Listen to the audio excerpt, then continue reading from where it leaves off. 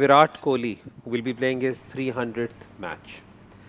और अगेन जब आप वनडे इंटरनेशनल की लिस्ट ऑफ ग्रेटेस्ट बैट्समैन बनाएंगे तो आई थिंक उसमें easily top 2 top 3 Virat Kohli का नाम हमेशा स्लॉट इन होगा. हमारे पास विराट कोहली के जल्दी से करियर जो स्टैट्स हैं वो हमारे पास हैं, अगर हम वो जल्दी से स्क्रीन पर रखें ताकि we just talk about him. What an unbelievable career.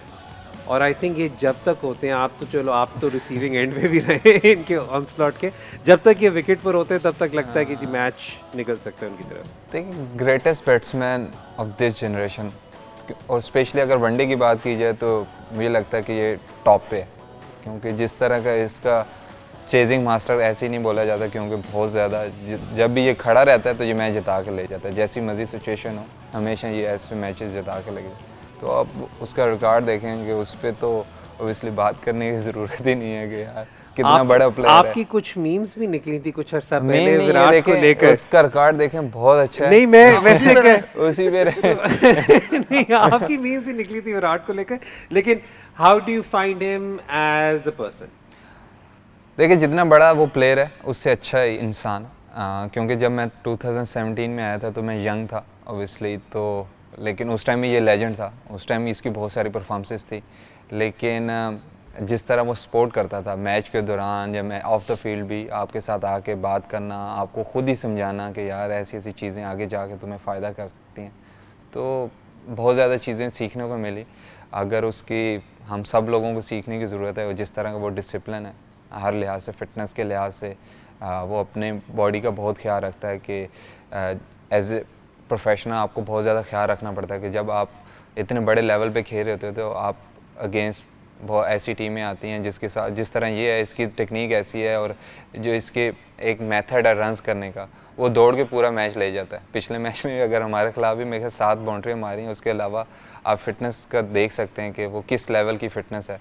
वो दौड़ दौड़ के सेंचुरी कर गया अपनी.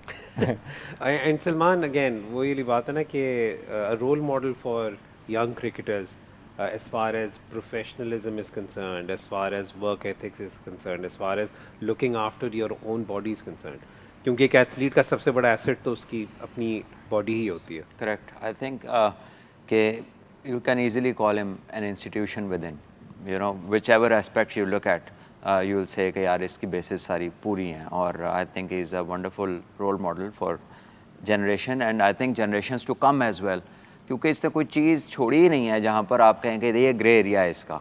सो I think this is very less times in sport history इस तरह के आइकॉनिक प्लेयर्स आते हैं. So is one of them.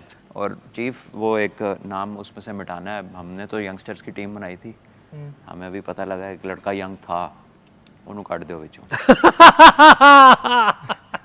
ये कल जी हमने 30 प्रोबेबल्स अपने बनाए थे, तो अब चीफ सिलेक्टर को कह रहे हैं एक लड़के का नाम हम निकाल देंगे. वैसे कुछ पता नहीं, जिस तरह के हमारे शोज हो रहे हैं उनका नाम वैसे ही निकल जाए. ये थी जी पिच रिपोर्ट. जो वहाँ पर एक्सपर्ट एनालिसिस है वो ये है कि win the toss and bat first. उन्होंने ये वाली बात भी पॉइंट आउट की कि बेशक इंडिया इस वक्त चेज करके जीता है, लेकिन वो ये कह रहे हैं कि 280 290 एक ऐसा स्कोर है which can actually challenge India. आपने वही बात की थी कि टाइम काफ़ी हो गया, तो ये तो पिच बिल्कुल ही अच्छा कर. मुझे लगता है कि पानी नहीं है दुबई में ना, पानी नहीं है कि पिच पे पानी लगा लेते हैं, उसको थोड़ा रोल कर लेते हैं, थोड़ा उसके क्रैक्स बड़े हो जाते हैं, थोड़ा मेंड हो जाती पिच, आपस में चीज़ें मिल जाती. लेकिन माशाल्लाह उन्होंने ऐसा कुछ होने नहीं दिया. ऐसा लगता है जो थोड़ी बहुत घास थी उधर बकरियों का चक्कर लगवाया वो भी सारी गायब हो गई है. सो आई थिंक प्रॉबली 6 दिन में आप पिच का नक्शा बदल सकते हैं. We do that every day. ठीक है ना, उन्होंने बदला, उन्होंने बता दिया ना उसी चीज़ को तकरीबन और उस चीज़ की तरफ कर दिया which you know favours the spinning side of things and spinner खेलना और स्पिन डोमिनेंट चीज़ें कर दी हैं, which I think in all fairness is a challenge to the travelling teams.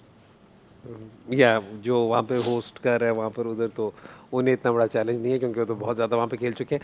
लेकिन शादाब यहाँ पर अगेन न्यूजीलैंड के रिसोर्स को देखते हुए, अगर आप न्यूजीलैंड के कैंप में होते तो what would you prefer, batting first और सेकंड? देखिए मैंने पिछले मैच में बोला था, जितनी मैं वहाँ क्रिकेट खेला हूँ, यहाँ पे जिस तरह वो बात भी कर रहा था कि पिच स्लो होना शुरू हो जाती है, लेकिन जो सेकंड इनिंग है उसमें ज़्यादा अच्छा बॉल आता है बल्ले पे.